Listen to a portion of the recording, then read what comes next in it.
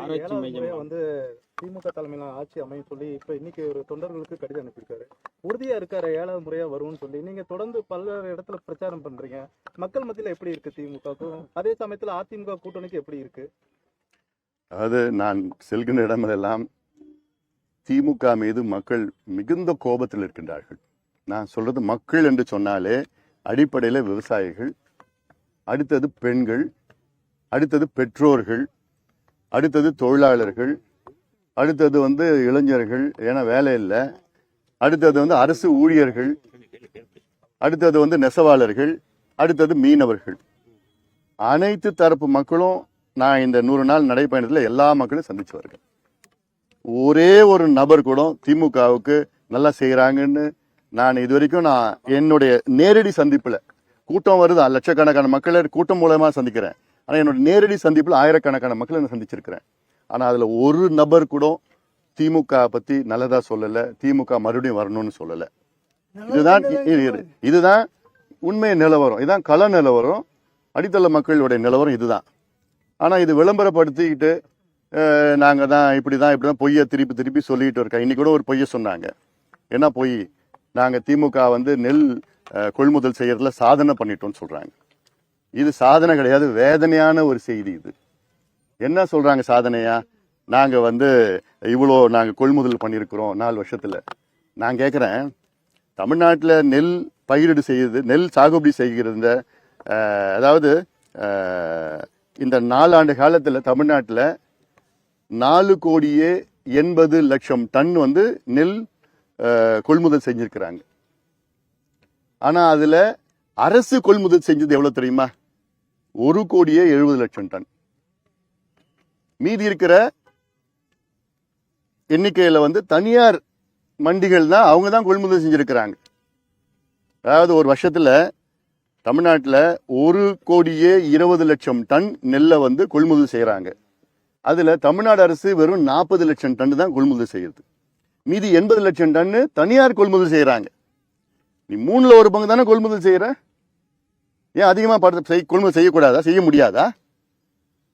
ஆக தமிழ்நாட்டில் கடந்த 4 ஆண்டு காலத்துல 4,80,00,000 டன் நெல் கொள்முதல் செய்யப்பட்டது. அதில் தமிழ்நாடு அரசு கொள்முதல் செஞ்சது 1,70,00,000 டன் தான். இதுல என்ன பெருமை இருக்கு? இதுல என்ன சாதனை இருக்கு?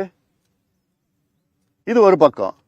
அடுத்தது இருக்கிற கொள்முதல் நெல்லை உங்களுக்கு சேமிக்கிறதுக்கு துப்பு கிடையாது, சேமிக்கிறதுக்கு இடம் இல்லை. 60 ஆண்டு காலம் ஆண்டுட்டு இருக்கீங்களே, 67 ஆட்சியில் இருக்கிறீங்களே, மாறி மாறி 8வது முறை 9வது முறை 7வது முறைன்னு பீத்திக்கிறீங்களே. ஏன் நீங்க டெல்டாக்காரன்னு சொல்லிக்கிறீங்களே, நீங்க தான். ஏன் அந்த டெல்டாவில் உங்களுக்கு நெல்லை கஷ்டப்பட்டு பயிர் செய்து விவசாயிகள் அதை சேமிப்பதற்கு உங்களுக்கு துப்பு கிடையாது. நெல்லு நீர்ல போயிடுது, நெல்லு முளைச்சு போயிடுது, இடம் இல்லைன்னு சொல்றீங்க. 60 ஆண்டு காலமா என்ன பண்ணீங்க நீங்க? ஒரு அடிப்படை கட்டுமானங்கள் உங்களால் உருவாக்க முடியலையா? இப்போ தமிழ்நாட்டில் 513 சேமிப்பு கிடங்குகள் இருக்கிறது. அதுல கெப்பாசிட்டி எவ்வளவுன்னா 19.5 லட்சம் டன்னு நெல்லை சேமிக்கலாம். ஆனா தேவை எவ்வளவு தெரியுமா? 35 லட்சம் டன்னு நெல்லை சேமிக்கிற கெப்பாசிட்டி வேணும். இருக்குது 19 லட்சம் டன்னு.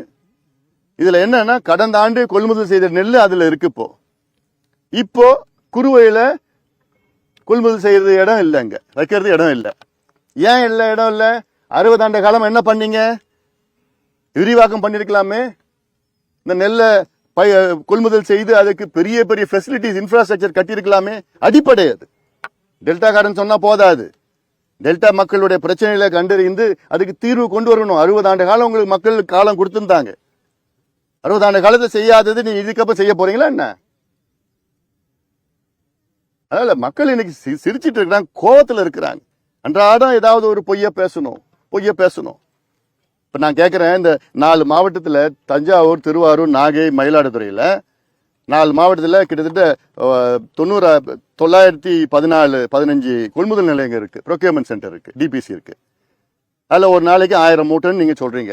40 கிலோ ஒரு மூட்டை, 1000 மூட்டை 40 டன் ஒரு நாளைக்கும். இப்போ நீங்க இந்த குறுவையில் செப்டம்பர் 1ல இருந்து தீபாவளி வரைக்கும் 50 நாள் இருந்தது. இந்த 50 நாள்ல நீங்க சொல்ற கணக்குப்படி 915 சென்டரும் டிபிசி சென்டரும் நெல்லை வந்து கொள்முதல் பண்ணியிருந்தாங்கன்னா நீங்க 16.5 லட்சம் டன் நெல்லை இன்னைக்கு கொள்முதல் பண்ணிருக்கலாம் 50 நாள்ல.